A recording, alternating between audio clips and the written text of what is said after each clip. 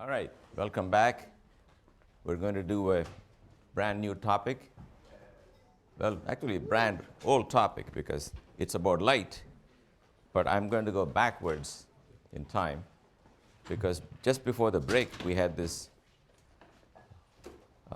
finish with a flourish, Maxwell's theory of light. We took Ampere's law and Lenz's law and Faraday's law and all kinds of stuff, put them together, and out came the view that electromagnetic waves can exist on their own, travel away from charges and currents, and they travel at a speed which happened to coincide with the speed of light. And people conjectured quite correctly that light was an electromagnetic phenomenon. And it was an oscillatory phenomenon. But what's oscillating is not a piece of wire or some water on a lake, but what's oscillating is the electric field. It's oscillating in strength. The field is not jumping up and down. The field is a condition at a certain point. You sit at a certain point, sometimes the field points up, sometimes it points down, it's strong, it's weak, and you can measure it by putting a test charge. It's that condition in space that travels from source to some other place. Now, that point of view came near the second half of the 19th century, and it came after many, many years of studying light.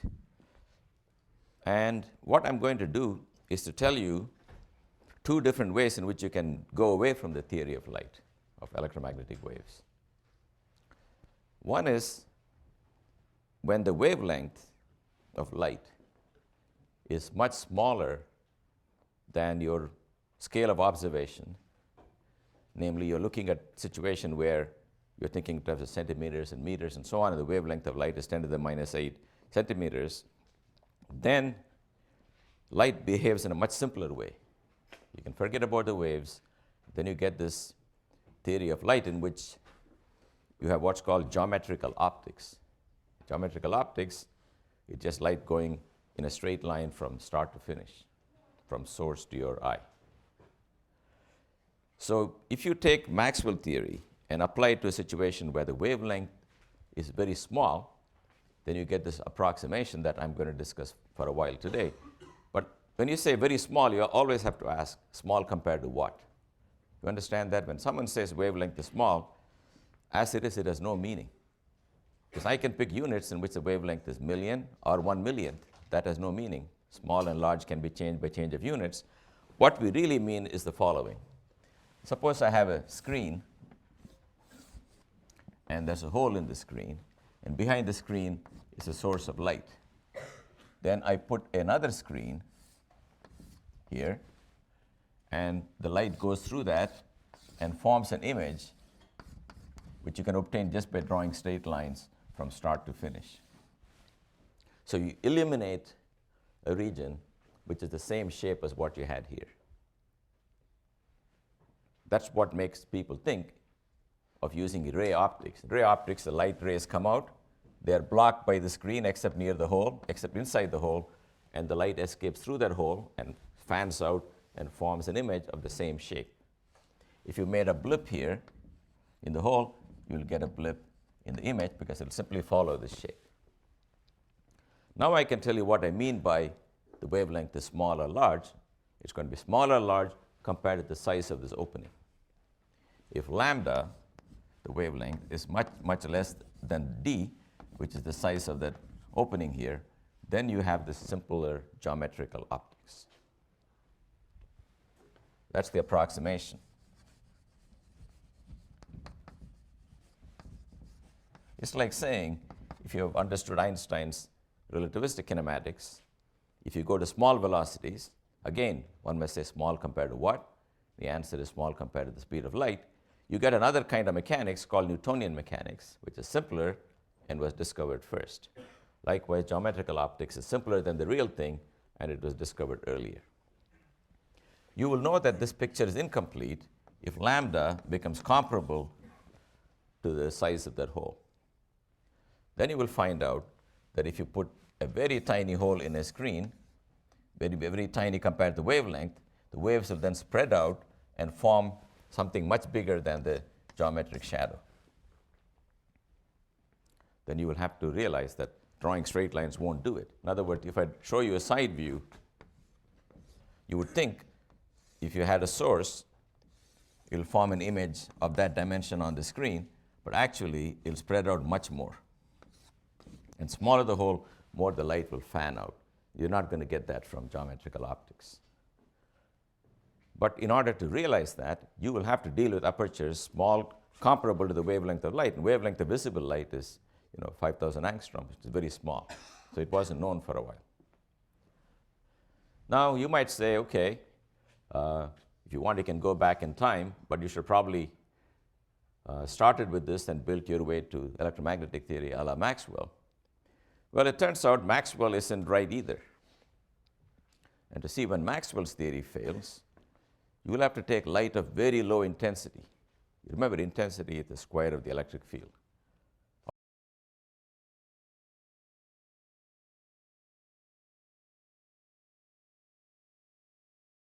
Because E squared or B squared is a measure of intensity. But something else happens when light becomes really weak. You realize that the light energy is not coming to you continuously like a wave would, but in discrete packets. These are called photons. But you won't be aware of photons if the light is very intense because there are so many of them coming at you. It's like saying if you look at water waves, you see a nice surface and you're looking at the description of that surface undulating, and you have a wave equation for that. But if you really look deep down, it's made of water molecules. But you don't see them, and you don't need that for describing ocean waves.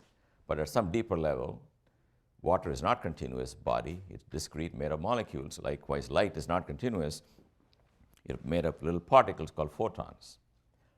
And that we will talk about later. So you understand the picture now? We're going back in time to the ancient theory of light. Then we did Maxwell, so I won't stop there because I've already done it. Then we'll go on to the new theory of light, which involves photons, and that's part of what's called quantum mechanics. So we'll certainly talk about that.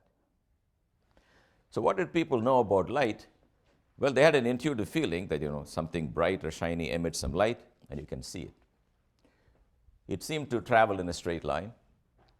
And for the longest time, people did not know how fast it traveled. It looked like it traveled instantaneously because you couldn't measure the delay of light in daily life. You can measure the delay of sound, but not the delay of light. They knew it travels in a straight line, unlike sound. Because if I close my face, you can hear me, but you cannot see me. So sound waves can get around the obstacle, but not light waves. That one everybody knew. Okay? But they did not know how fast it travels. Sound they knew travels at a finite speed because you go to the mountain and start yelling at the mountain, it yells back. You can even time it and find the velocity of sound. So Galileo tried to find the velocity of light by asking one of his buddies to go stand on top of one mountain, and he was going to stand on top of the other mountain with a lantern, which is blocked. Then he's going to open the lantern, and the minute his friend saw that light, he was supposed to signal back with another light signal, come back to Galileo. Meanwhile, he was timing it with his pulse. Then he was going to use, well, that's the only clock you had in those days. And I think the two mountains were like 20 miles apart or something. So it's not impossible that with the pulse, you can probably find the velocity. So you got some answer, but I think he realized very quickly that that answer just measured the reaction time of him and his friend. Do you know how you will realize that? That it's the reaction time and not the propagation time? How will you find out? You all had a good laugh at Mr. G, but what will you do? How will you know that it's really, yep? Vary the distance between. If you vary the distance, if he and his friend, instead of being on two different mountains, are in the same room, and they do the experiment, and they get the same delay, then they know that it's nothing to do with the travel time, it's just how long it takes them to react. So the real serious measurement of light, you got to ask yourself, how am I going to measure it if it's traveling that fast? First of all, you don't even know if it takes any finite time. It's possible to imagine that if you turn something on, you can see it right away. It looks very natural. So the fact that it could take a finite time was a hypothesis. But to measure it, if it's going very fast, you need a long distance. Even the distance equal to the circumference of the Earth is not enough because it takes 1/7 of a second for a light signal to go around the Earth if it could be made to go in a circle. So that's too fast. So the idea of finding the velocity of light, the correct way, the first correct way, came from Roemer, I think in 1676. He did the following very clever experiment. Okay, so here's the sun, and let's say here is the Earth, and here is Jupiter. It's got one of these moons called Io. And the moon goes round and round Jupiter. And we know from Newtonian physics that it'll go in an orbit with a certain time period. If the Earth were stationary, this would go round and round with some period. I forgot what it is, an hour and something, to go once around Jupiter. So what you do is you record the pulse. Let's say you wait till it's hidden behind Jupiter, or it comes right in front of Jupiter. Pick any one key event in its orbit, then wait for the next pulse, and wait for the next pulse, and wait for the next pulse. You understand what I mean by pulse? You can see it all the time, but wait till it comes to a particular location in its orbit. Then repeat. Then time them. So that should be 1 hour and something. Let's say 1 hour. Exactly. But you notice that as the Earth begins its journey around the sun, it takes longer and longer and longer. The pulses get spaced apart a little more. And he found out that if you go to this situation when the Earth is here, Jupiter hasn't moved very much in this time, it takes about 22 minutes more. Namely, this pulse, with respect to the anticipated time, is 22 minutes delayed. You understand? The delay is continuous, but take the case now and take the case 6 months later, and the pulse should have come right there if it was not moving, but it comes 22 minutes later. And he attributed that to the fact that it takes time for light to travel, and it takes an extra time of traveling the whole diameter of the orbit around the sun, and that's the 22 minutes. And how do you know you are right? Well, you know you're right because as you start going back now, the remaining 6 months, the pulses get closer and closer. So this delay is clearly due to the motion. Yes? How could they still see it? I mean, on the other side of the sun in relation to it. Well, it's not all in the same plane. Oh, okay. Okay, so you can try to see it even if it's not in the. If you can see Jupiter at night, which you do, then you'll be able to see the satellite also. All right, so he calculated based on that timing and this distance, which was known to some accuracy at that time, a velocity of light that was roughly 2/3 the correct answer. Correct answer is what, 3 times 10 to the 8 meters per second. He got 2 times 10 to the 8, or roughly that much. That was quite an achievement. I mean, it's off by some 50%, but till then people had no clue. Also, he used the best data he had, but the travel time was not really, the delay was not really 22 minutes, but maybe 13 or 14 minutes. And he didn't have the exact size of the orbit of the Earth around the sun, but it was quite an achievement to take a number that was infinity and to name. After that, people started doing laboratory experiments to measure the velocity of light. I don't want to go into that. Everybody has something to say about velocity of light. So I don't want to look at, that's not the main thesis. Main thesis is to tell you that what people had figured out by the 17th century is that it travels, and it travels at a certain speed. Now, you guys have learned geometrical optics in high school, right? Everybody who has not seen geometrical optics, lenses and mirrors, you've not seen. Okay? That's all right. But I will tell you, I'll remind you what the other guys have seen. But I'm going to show you another way to think about it. First thing they teach you is if light hits a mirror, it bounces off in such a way that the angle of incidence is the angle of reflection. Second thing they will teach you is that if light travels from one medium to another medium, say this is air and say this is glass, then the first thing to note is that the velocity of light c is the velocity in vacuum. When light travels through a medium, that's not the velocity. The velocity is altered by a factor called n, which is bigger than 1 or equal to 1, and n is called the refractive index of that medium. I think glass is like 1.33. Every medium has a refractive index, and the effective velocity of light is slowed by this factor n. So let us say this medium, let's not call it air, n1, this is a refractive index n2. If a beam of light comes like this and hits this interface, it won't go straight. It will generally deviate from its original direction. And if you call this the theta incident and you call this the theta refracted, then there's a law called Snell's law that says n1 sine theta 1 is n2 sine theta 2. But theta is measured.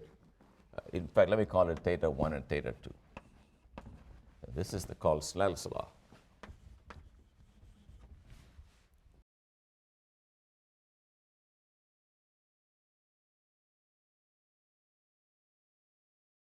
So when light goes from a rare medium to a dense medium, it will go even closer to the perpendicular or to the normal. And if you run the ray backwards from the dense medium to the rare medium at some angle, it will go away from the normal even more. So that was done and that was measured and all that stuff. Then you can look at more things. You look at mirrors, parabolic mirrors, where you know if a light ray comes like that parallel to the axis, it goes through what's called the focal point. Every parallel ray goes through the focal point, so you can use it to focus the light ray. That's what you see. Whenever you have these antennas, your own satellite dish is a dish in which the rays come and they're all focused onto one point. That's where you put your probe that picks up the signal from the satellite. It's a way to focus all the light into one place. So it's a property of these concave mirrors that they will focus all the light at the focal point.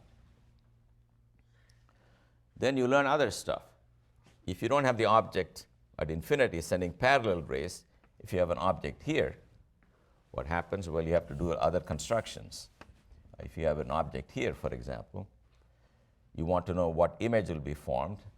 You draw a parallel line, and that goes to the focal point. You draw a line to the focal point, that comes out parallel, and where they meet is your image.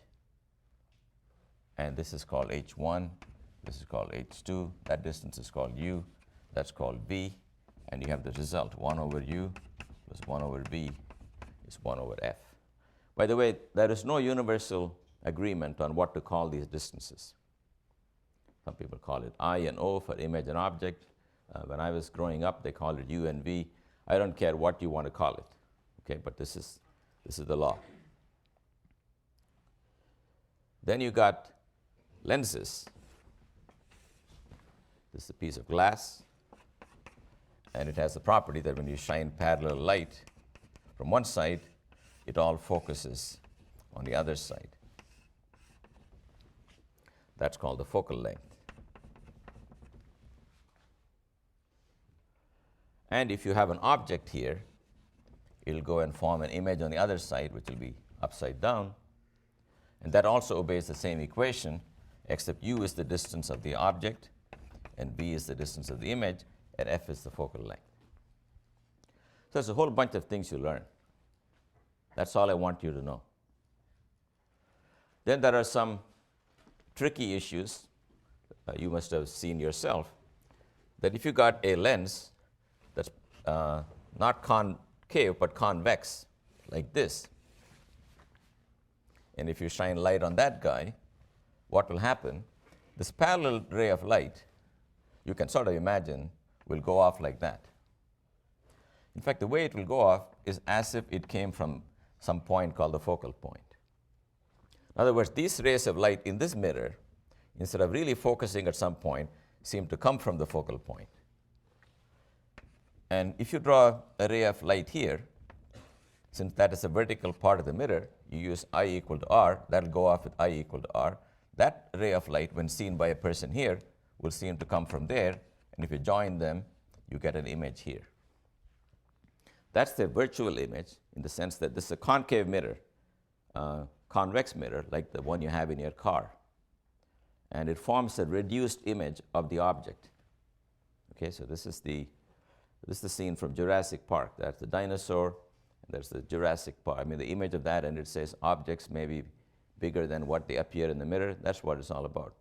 Because one of these mirrors will make an image, but it's called a virtual image. In other words, if you put a screen there, you won't see anything. It's on the other side of the mirror. Here, if you put a screen, if you put a candle here and put a screen here, you will see a bright image of the candle. So this is a real image, that's a virtual image. And the way you do these calculations, you use the same formula, except f will be a negative number.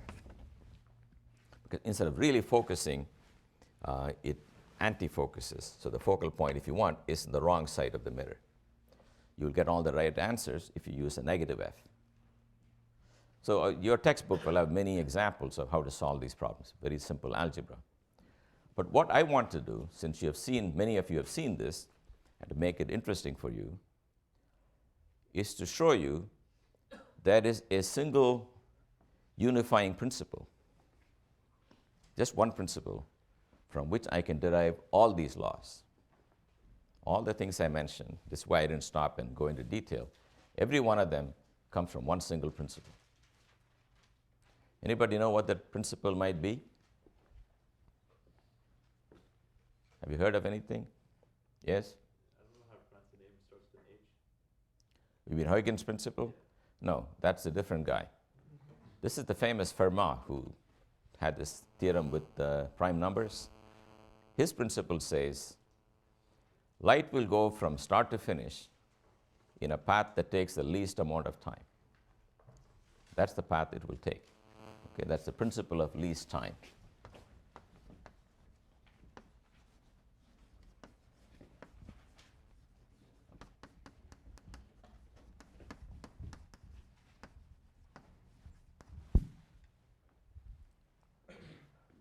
Now, we find a lot of pleasure when we can derive many, many things from a single principle.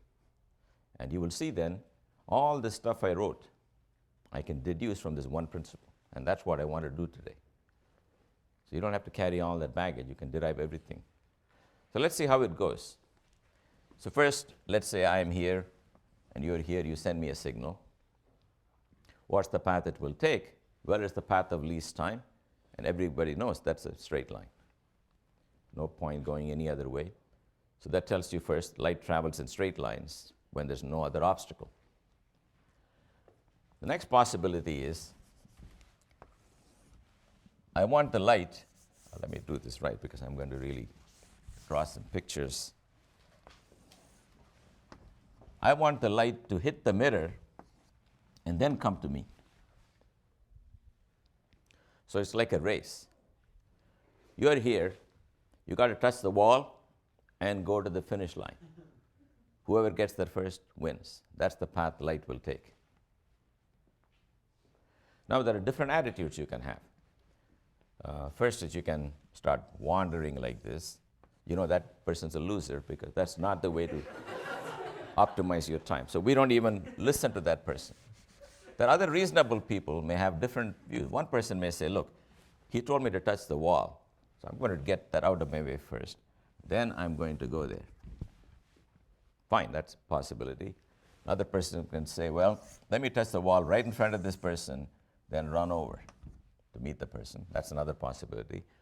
So there are different options open to you. We got to find from all these possible paths the one of least time. That's the goal. Now, I already said, when you look at paths, the path to the mirror has got to be a straight line. You gain nothing by wiggling around. And the path back from the mirror to the receiving point should also be a straight line, because the winner lies somewhere there. Okay? Anybody who doesn't follow a straight line in free space is not going to win. So the only freedom you have, the only thing you want to ask is the following. Where should I hit that mirror, right? So let's call that point where you hit as x. And let's say the distance between these 2 points is L. This is at some height h1. This is at some height h2. So what I will do is I'll simply calculate the time, then find the x for which the time is minimum. So what's the time taken for the first segment? So let's find the total time. It will be the distance d1 divided by the velocity of light plus distance d2 divided by the velocity of light. d1, you can see, is h1 square plus x square divided by c plus h2 square plus L minus x square divided by c, just from Pythagoras' theorem, right? It's d1 over c plus d2 over c. So let's multiply everything by c. That doesn't matter. Whether you minimize ct or t, it doesn't make any difference. So let's take d by dx of this whole expression and equate it to 0. That's how we find the minimum of anything. So let me take d by dx of the first term. That is x divided by square root of h1 square plus x squared. You understand? Something to the power 1/2 is 1/2 times something to the power minus 1/2 times derivative of what's inside. That's a 2x. That's what cancels the 1/2, and you get this. This is the d by dx of the first term. The d by dx of the second term will look pretty much the same. It will look like L minus x divided by h2 square plus L minus x square. But when you take the derivative of L minus x squared, you get a 2 times L minus x and another minus sign for differentiating that guy. So you will get that, and that's what should be equal to 0. Therefore, the point x has to satisfy this condition.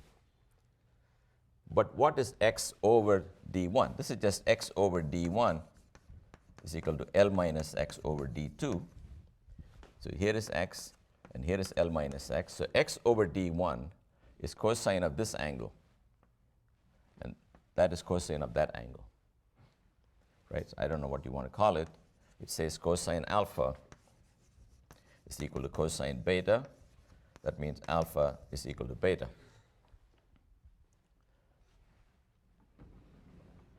Or if you like, 90 minus alpha is 90 minus beta, and 90 minus alpha is what one normally calls the angle of incidence, and this is called the angle of reflection. So you get theta I equal to theta R. Now, this is something everybody should be following, because if you don't follow, you should stop me. But it's very interesting that I equal to R is the way for light to go from here to there after touching the mirror in the least amount of time. So this is the first victory for the principle of least time. It reproduces this result.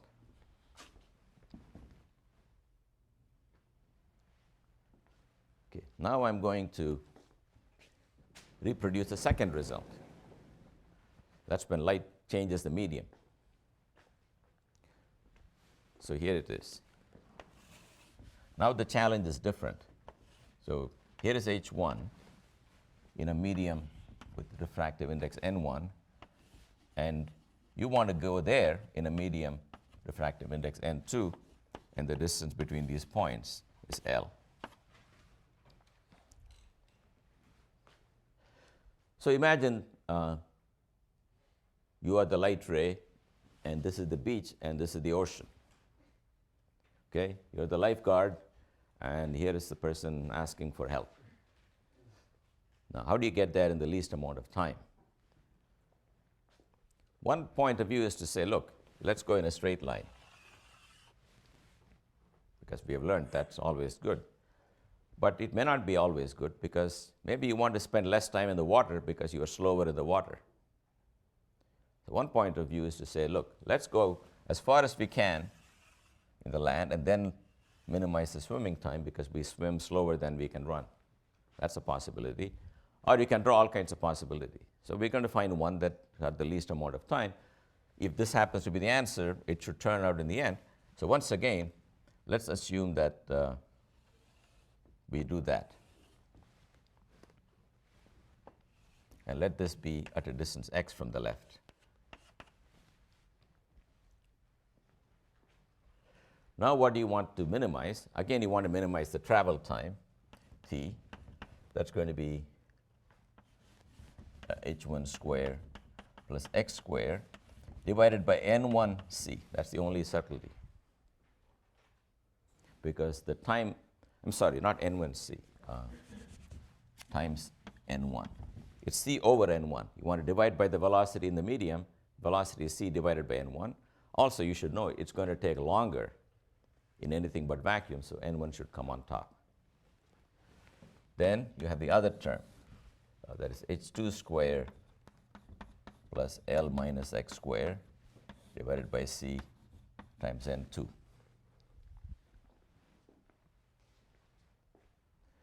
And this will tell you what to do. So you see, I'm teaching you a lot of practical things in this course. I taught you if you're in a tsunami situation, remember what you should do? You should calculate the gradient and go along the gradient. On the other hand, if it's a volcano, then you calculate the gradient and you go opposite the gradient. So this is one more thing. If you want to rescue somebody, you got to go towards the water in such an angle that this function is minimized. So I suggest we calculate it and keep the answer ready. Because if you really want to be a lifeguard, what you should do is swim and measure your speed, run and measure your speed. It's the ratio of those two speeds, n1 is to n2, that will tell you where to hit the water. Okay, so we're going to do that now. So I take d by dx of all of these things. What's the difference? It looks the same, except you got an n1 everywhere, right? h1 squared plus x squared should be equal to L minus x, n2 divided by h2 squared plus L minus x squared. So what is x over this? This is the x.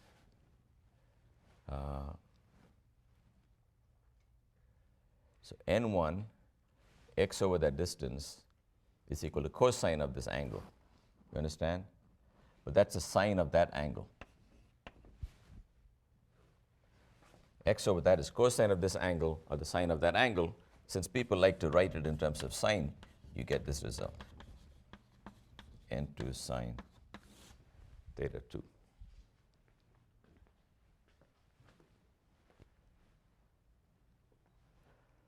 So this is Snell's law. It also comes from the principle of least time. I mean, each one of them has got interesting consequences. So I don't have time to do it, but you can imagine some of the consequences are, if you're in the bottom of a lake and you look outside, the light rays go like that because lake is dense, air is not so dense. That means you can see stuff right up to the horizon by taking an angle so that this comes exactly here. So if you're a fish and you look out, you can see right up to the surface of the lake without going to the surface of the lake, because all the light right up to the surface bends and comes into you. Or if you got a flashlight and you're sending a signal, maybe hoping somebody there will see it, actually it'll bend and somebody at this angle will see it. And if an angle exceeds a certain critical angle, your flashlight will go to that surface, and beyond that it'll just get fully reflected. It won't be able to go to the other side. So another useful thing to know, if you're going to be underwater, you're lying there, you got some concrete blocks you're dealing with. Meanwhile, you're trying to send a signal. What angle should you send it? You got to remember that it's not going to go in a straight line. These are all useful lessons from 201. All right, so now I'm going to do the third thing. Third thing is very interesting, which is the following. We say take the path of least time, right? Now, there is a problem that occurs when there's more than one path of least time. That's what we're going to talk about now. What if there's more than one answer? I'm going to give that to you. So here it is. Take an elliptical room, Oval Office, okay? You stand here at one of the focal points, and you want to send a signal to the person in the other focal point, a light signal. You know what you have to do. That portion of that mirror is like horizontal mirror, right? So it's like the tangent to the horizontal. So it's very clear that if you send it like that, it'll end up here because it'll obey I equal to R. You can see from similar triangles, that distance and that distance are equal, and therefore they're similar triangles. Are you with me? This is the angle at which you should send it. If you send it to this midpoint, by symmetry, it'll come to the other focal point. Okay, so now, imagine that this is not a mirror, but some steel walls, and you have a gun. You got one bullet left. You're here, and your enemy is here. Now, what direction will you fire in? Pardon me? Right. So you can fire. Very good. Oh, see, this is why I forgot. So, all right. So that's a little steel plate. So, now what will you do? That's like asking the light, how to go from A to B without hitting the mirror. I agree. That's the shortest time. But if there's something blocking you, right, then you know the other person's at the other focal point. Now, which direction should you aim? I'm not even, you know the answer, I gave it, right? Give me an answer then. Yes? At that point in the wall. But it turns out you can aim anywhere you like. You will thank me when you use that rule. In other words, you can shoot in any direction. See, this is the guy who took only physics 200. This person took physics 201. Okay? That's what 201 gives you. Now that's amazing, right? I'm telling you, shoot anywhere you want. Now you know that bullets are like light. They follow angle of incidence equals angle of reflection. This beam obeys I equal to R. You can see by symmetry. How about this one I shot at some random angle? The way to think of that is to draw a tangential plane mirror there. As far as this beam is concerned, the mirror could be flat. It doesn't know it's curving away. That angle better be equal to that angle. That's the way you should fire it. You should find the tangent, then draw the normal to the tangent, and choose an angle so that that and that become equal, and the bullet ends up here. But I'm saying you don't have to do all that. You shoot anywhere you like. You go crazy, shoot in any direction. They will all end up on this person. So why is that? Pardon me? That's the definition of an ellipse, but why that definition? If you follow the principle of least time, why should that also work? According to the principle of least time. I know this path is a path of least time because it obeys I equal to R with respect to this mirror, so I know it's the path of least time. You agree? That is correct. In other words, the time it takes is really that length plus that length. But an ellipse is a figure that is drawn, keeping the sum of that distance plus that distance constant. That's how an ellipse is drawn. You take two thumbtacks and you put them in the paper, and you take a string of some length, and you stretch it out, grab your pencil and move it, and you will draw the ellipse. So if that distance is R1, and that distance is R2, R1 plus R2 equal to constant is what defines an ellipse. But the time taken is really R1 plus R2 divided by C. So if you were to design a surface so that if you shot something one point, it'll all end up here, all the light from here will focus here, you should build an ellipse and send the light from one focal point. Likewise, if you talk, also the sound will come to that other point. Now, sound waves behave more like waves rather than geometrical optics, but if it's high, long, short wavelength sound, suppose you're talking to your dog, then you can talk to the dog from here at sufficiently high frequency, the dog will hear it here. So it's a focusing effect. So the way focusing works is that there's more than one way to go from start to finish. But you're supposed to follow the principle of least time. That means all those paths take the same time. That's the key. When you look at a mirror in front of an object in front of a mirror, there's only one path, hit the mirror and bounce out. Okay? But if you have a geometry like this one, curved, then it's not true. There's more than one way to go from start to finish. Okay, so now let us ask how you build a focusing mirror. Okay? Here's what we want to do. So this is not very practical because this is very useful, but it's not what I'm talking about because I didn't discuss that in your things you knew from high school. Here's what you knew from high school. How to make a focusing mirror. So the deal is, light's going to come from some object at infinity, therefore it's coming in some parallel lines from a very distant object. You want to put some mirror of some shape so that every one of these guys will come through the same focal point. You can ask, can I even design such a thing? Is it possible? If so, what do I have to do? What's the shape of the object? So let's do the following. Let's take the ray that goes along the axis of this thing. It goes here. It goes to that mirror, hits the mirror, then it comes back a distance f. So the time it takes to go from here to here, had it continued going, it would have gone to this wall here, also at a distance f. Do you agree? The time it takes for it to hit the mirror and come to the focal point is the same as the time it would have taken, but for the mirror to go to the other side, the same distance f. Okay, now I take a second ray that's not on the symmetry axis, but above the axis.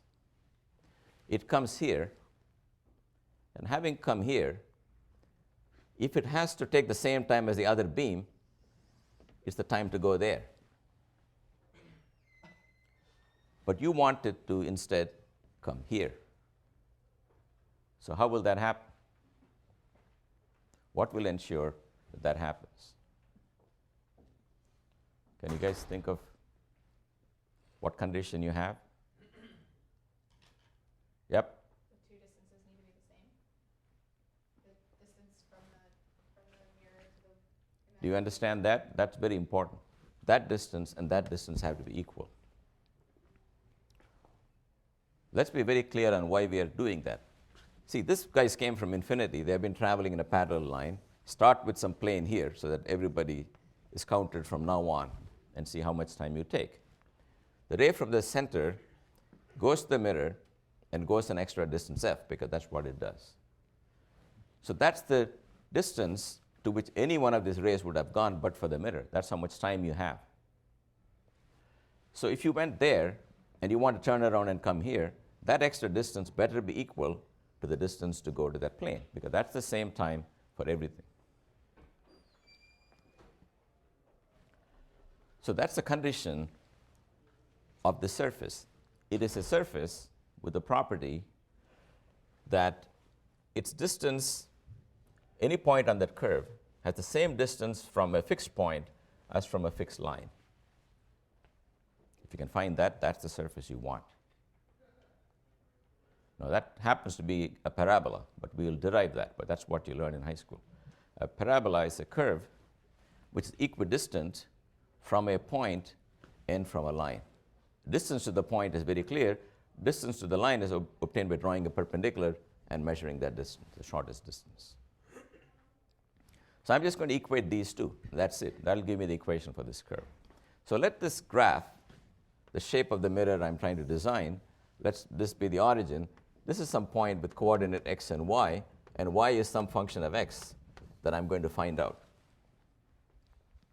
That's the goal. What's the function y of x that you want? So let's find out the different distances. So what is that distance it has to travel? You can see x is the coordinate of this point. It's got to do that and another extra f on the other side. So going horizontally, it's got to do an x here and an f there. So it's got to do x plus f. That's the distance from the emitter to this fictitious plane, where that's the time they have. They all have the time to go to this fictitious plane. So I'm going to equate that to this distance. This one, you got to use Pythagoras theorem. So this height is y. So it's y squared plus f minus x squared, because this side here is f minus x, because the whole distance is f, and that's x. You follow that? xy is the coordinate of this point. You drop a line down here. That distance is x. This is f minus x, and that's y. That's that length. You want these two to be equal. So if you have a square root, you know what you have to do. You got to square both sides. You square both sides, I get x squared plus f squared plus 2xf equals y squared plus f minus x whole squared.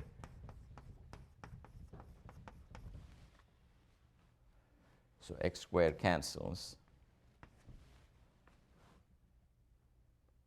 F squared cancels.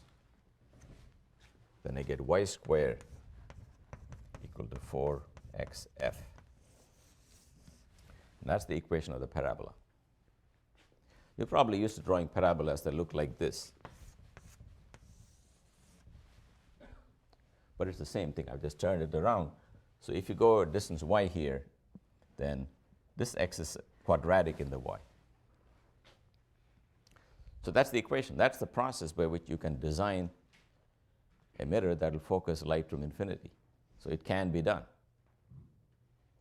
Likewise, if you said in the elliptical case, can I find a surface inside which the distance to go from here to there after touching the figure is independent of where I touch it, the equation you will get will be an ellipse. That's more complicated to derive. This is a lot easier to derive. This is the equation of the parabola. So if you want to build a dish that will really focus light, no matter how far, how wide the beam is, this will do it. So parabolic mirrors is what something like the Hubble would use. Anybody would use parabolic mirrors. But that's a cheap trick people use if they cannot afford a parabola, because it's very hard to design things in a parabolic shape. Do you know what the simpler solution is? It's a sphere. Now a sphere is not quite a parabola, but you can imagine that if you have a parabola, sphere can sort of mimic the parabola up to some distance, then of course it will deviate. But if you promise that you'll only take beams very near the axis, then the two are just as good. Except it's easier to make a spherical mirror than to make a parabolic mirror. But if you got the money, parabola is what you want. Otherwise, this is the cheaper solution. So let's ask ourselves the following question. If I take a sphere of radius r and I slice a part of it, okay, it's a hollow sphere, I slice a part of it and I paint it with silver, so I got a mirror, this part of it. What will be the focal length of that? That's what we are asking. I get that by saying the following. So here is that sphere. It's got radius r, and that is some point x, y on that sphere. Then if this is my origin, the equation for a sphere will be x minus r squared plus y squared equal to r squared. See, normally it's x squared plus y squared equal to r squared, right? That's when the origin is at the center of the sphere. But the center of this sphere is at a point x equal to r, so the equation in this coordinate system will look like this. So you open everything out, you get x squared plus r squared minus 2xr plus y squared equal r squared. You cancel the r squared, and you get y squared equal to 2xr plus x squared.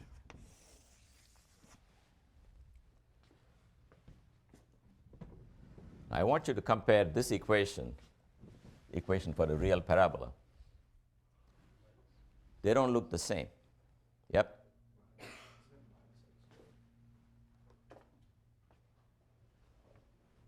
Yes. That's correct. Yes. Now, the way to think about this is that but for this minus x squared term, this equation looks like a parabola. But if you compare the two, you find 4xf is equal to 2xr. That means r is equal to 2f. Or if you like, the focal length is r over 2. But we're not done yet because I just threw away the second term. I got to give you a reason for throwing the second term. So here's where you got to get used to the following notion of big and small numbers. Whenever you deal with a mirror or a lens, things like u, v, f are all going to be treated as big numbers. Things like y that take you off the axis are going to be considered small numbers. Things like x are even smaller. So the hierarchy is, so here's a hierarchy. U, V, F, big, Y is small, X is small, square. You can see that already. Suppose someone tells you to look at this equation. You can look at the two terms. One is x times r, other is x times x. So x times r beats x times x because one is a small number, one is a small number squared. So we're going to drop that term. Then we get, in that approximation, this condition. But that had to be such an approximation because a sphere can never equal a parabola. It can look like a parabola only for small deviations from the axis. So this is cautioning you that if your rays come too far off, like way over there, then the x times r term will become comparable to the x squared term, and it will no longer look like a parabola. So you should be very clear. When you make a real parabolic mirror, it will focus rays no matter how far they are from the origin.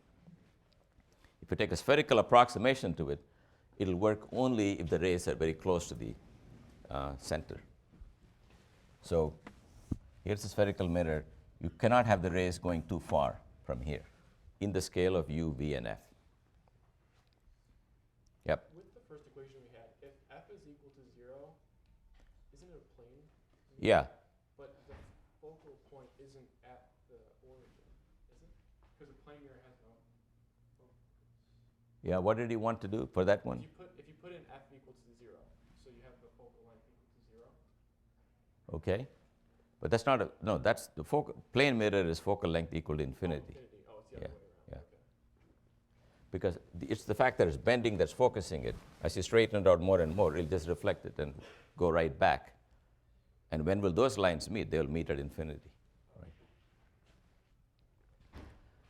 So I want to do one thing. I want to show you something. Here's a spherical mirror I've cut out. I want to send a parallel beam.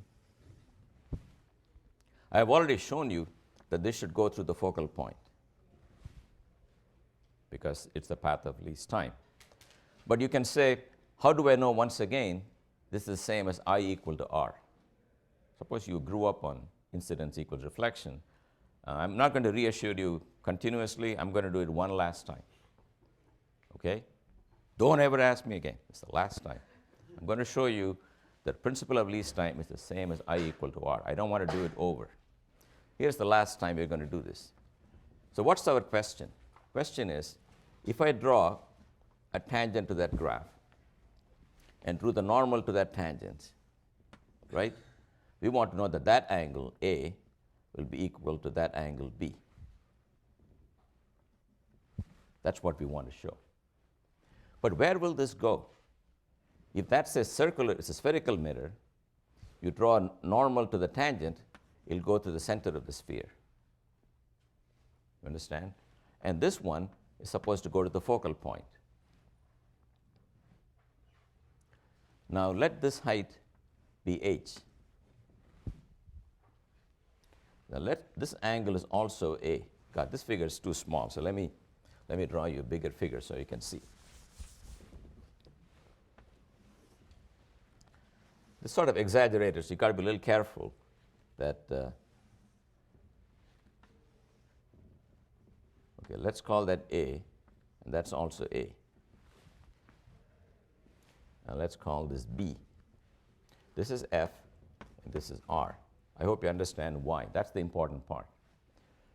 This mirror locally is tangential to that line, tangent to the circle, and the normal to that circle is pointing toward the center. That's the way circles work. You draw perpendicular from the circumference, you hit the center. But that's looking like the plane mirror for that particular light ray. That light ray doesn't care if you bend somewhere else. As far as this ray is concerned, you're a plane mirror. You want that angle to be equal to that angle. That's what I want to show you. So let's take this height h here, and you can notice that tan b is equal to h over f, and tan a is equal to h over r. Can you see that? That b and a. For small angles,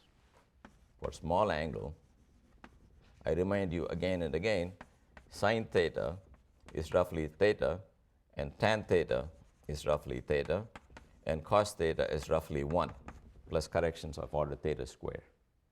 So we delete the tan, and if you use the fact that r is equal to 2f, this becomes h over 2f, you can see that a is equal to b over 2. So a equals b over 2. That means b is twice as big as a. But in any triangle, the external angle is sum of the internal opposite angles. Therefore, if this is 2a and this guy is a, that's also a. That means the angle of incidence is the angle of reflection. So what I'm telling you is, you can always go back to angle of incidence equals angle of reflection. But it's going to take more work because you have to find the tangent, you've got to draw the normal to the tangent, you've got to find the angle with respect to that normal and equate it to that angle, and you will find, in fact, every ray goes through f. But it works only in the small angle approximation. Small angle basically means your object is not too tall compared to the radius of that mirror. That's because if the object is comparable, then the approximation I made, that a circle will approximate a parabola, is no longer valid. So remember, if you took a real parabola, if you have the stomach, you can do the following calculation. Take a real parabola, you will find angle of incidence and angle of reflection exactly. Whenever you draw a line, horizontal line that hits the mirror, comes to the focal point, if you find the local value of the perpendicular, you will find I equals R, no matter how far you go. But if you approximate it by a spherical mirror, we have seen the spherical mirror is only an approximation of the parabola when you can drop the x squared term. Okay, so we have seen that the principle of least time is able to give us I equal to R, Snell's law, and focusing of a parabola. Now I want to consider the following thing. Just because a parabola can focus light ray at infinity to a focal point does not mean if you put a finite object at a finite distance from it, it will form a clear image. It's only an approximation. And I will show you what we normally get from geometrical optics. I'll remind you what we know from geometrical optics. Geometrical optics tells you the following. If you have an object of height h at a distance u from the mirror, and you want to know where the image will be formed, you first draw a horizontal line whose fate you know. It has to go through the focal point. The second one says you draw a line through the focal point, and it's got to come out horizontal. How do I know that? I know that if I run the ray backwards, a horizontal ray will go through the focal point, but if going backwards it's a good idea, namely least time, it's also a good idea going forward. Okay? That's why we know that parallel will go through focus will come out parallel. So you join them, and you got the image there. And that's at a distance v at a height h2.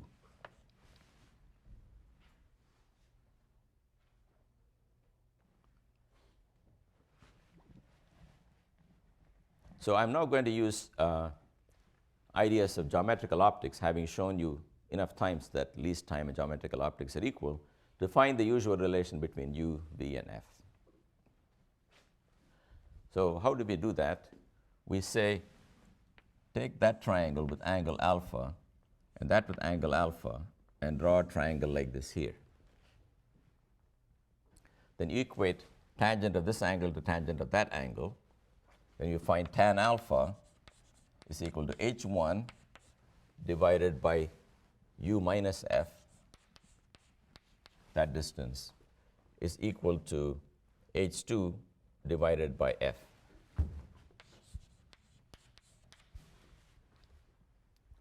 It's actually, there's a tiny bit, it's not quite f, it's f minus x squared, but x squared is negligible compared to f, so we won't worry about that.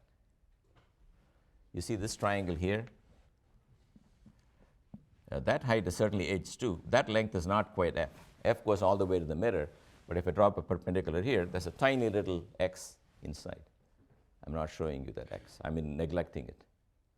In other words, if you really should put an f minus x, but x is quadratic in the small numbers, so we're not going to keep it. Then draw another similar triangles. This angle beta, the same as this angle beta. So let's say tan beta, found two ways is equal. This one, tan beta on the top, you can see is h1 divided by f, and that's going to be equal to the tan beta of this triangle, which will be h2 divided by v minus f. These are the two conditions you get.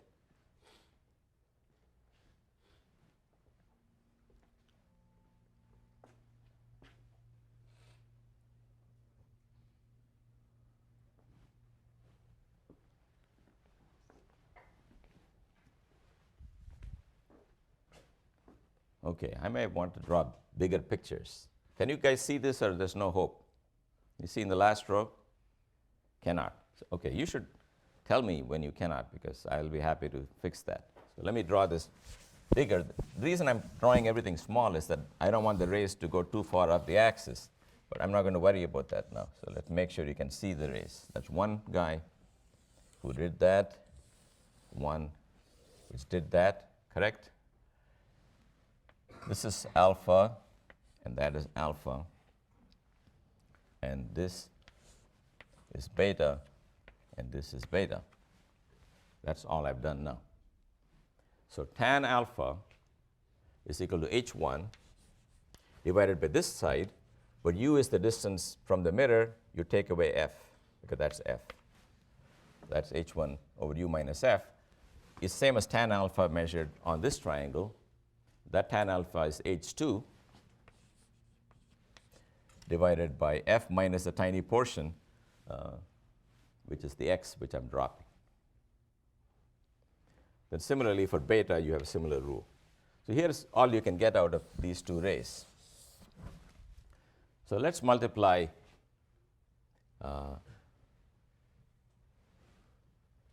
this one and this one and that one and that one. So I'll get h1, h2 over u minus f times v minus f. I'm going to cross multiply like that, is equal to h1, h2 over f squared. That tells you u minus f times v minus f equal to f squared. You may not have seen it this way, but it's a very symmetric way to write the equation. If you measure all distances, not from this point here, but from the focal point, then it says u minus f times v minus f will be f squared. But let's make contact with what we all know. So let's open out the brackets. So I get uv minus uf minus vf plus f squared. F squared. You cancel that guy. Then you get uf plus vf equal to uv. Now divide everything by uvf. If you divide everything by uvf, you'll get 1 over v plus 1 over u equals 1 over f.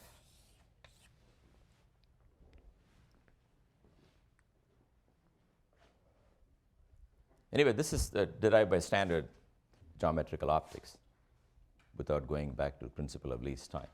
So this is the result. But there's one more result, because you got two equations. You can learn one more thing. You can ask yourself, what's the ratio of the object size to the image size? So you can say, what is h2 over h1? So h2 over h1 is f divided by u minus f. or let me write it another way, easier. H1 over H2 is equal to U minus F over F. That is equal to U over F minus 1. U over F is U times 1 over F, but 1 over F is 1 over U plus 1 over V minus 1. And if you do that, you'll find it's just U over V. So the ratio of the object size to the image size, that's the ratio of the object distance to the image distance. And people sometimes define a magnification M to be minus of U over V. And what they mean by the minus sign is that if this comes out negative, the object is an upside down version. The image is an upside down version of the object. In this problem, U and V are both positive, then M will come out negative. It just means it is that much bigger, but flipped upside down. In some other mirrors, you will find V is negative because the image is virtual. Then it will mean M is positive. That means the object is upright. That's when you look into the mirror in your, the bathroom mirror, then your image has the same orientation as your face, not upside down. Then M will be positive. Okay, now here's a question one can ask. When you do geometric optics, there's a question one can ask, which usually occurs about 30 years afterwards. Okay, I never asked that question. I kept doing all the problems. Then a few years ago, when I started teaching this course, I began to ask myself, you can always draw two rays and they will always meet. What if I draw another one? What if I draw one that goes like this? How do I know it will come here? A lot of pictures show you that coming here, but should it come here? Maybe it won't. So let me check this thing. Let me make sure that if I have a ray coming to the center of this, it will also end up where the other two guys came. Well, if you do the center, you remember it's angle of incidence equals angle of reflection. That means the tangent of the angles are equal. That means H1 over U should be H2 over V. Luckily, that happens to be true, because H1 over H2 is in fact U over V. Thereby, you can show that this ray, which hits the center of the mirror, will also come to where this one came. But that's not enough, because somebody can draw yet another one and yet another one. How do you know they will all come to the same focal point? How will you know they will all form the same image? Do you understand the question now? You have to show that every ray leaving that source hits the mirror and comes back to the very same image point. And it's not enough to draw two rays and show them meeting, because two rays will always meet. Now I've drawn a third one and shown you that it certainly comes to the right place, but that's not enough. Well, you can sort of argue that the evidence is overwhelming. It will come here, because if you look at all the rays fanning out of this, the one that went to the top came here. One that went to the bottom and also came here. That's pretty solid. This involves a focal point. One in the middle also came to the same point. You can sort of say, look, this end is good, that end is good, point in the middle is good. What do you think will happen? We don't know. Sometimes it can happen that there are 3 points which are good, but everything else is wrong. So what is the way to nail this thing?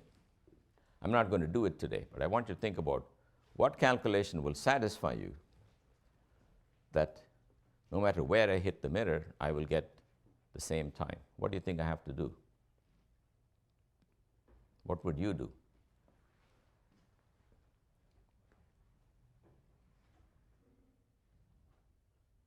What do you want to check? Yes? You can make the object into infinitely small pieces and check each one. Well, yeah, if you make the object infinitesimally small, perhaps every ray will start looking parallel. That's correct. No, into infinitely small pieces and integrate over the entire. No, I think I'll explain what my question really is. Then you can think about it. Here is that mirror, right? And I took an object here.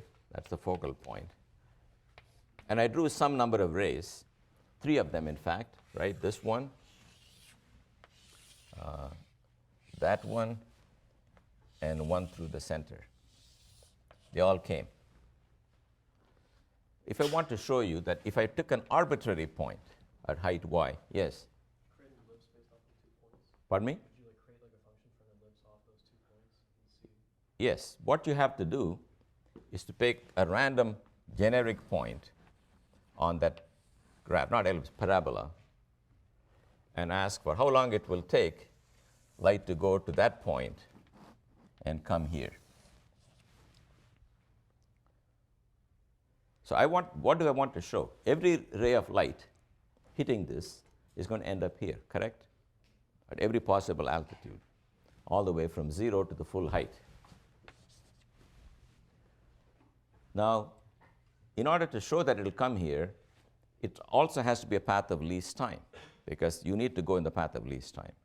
These 3 guys are obviously path of least time, the 3 rays I showed you. I want you never to forget that.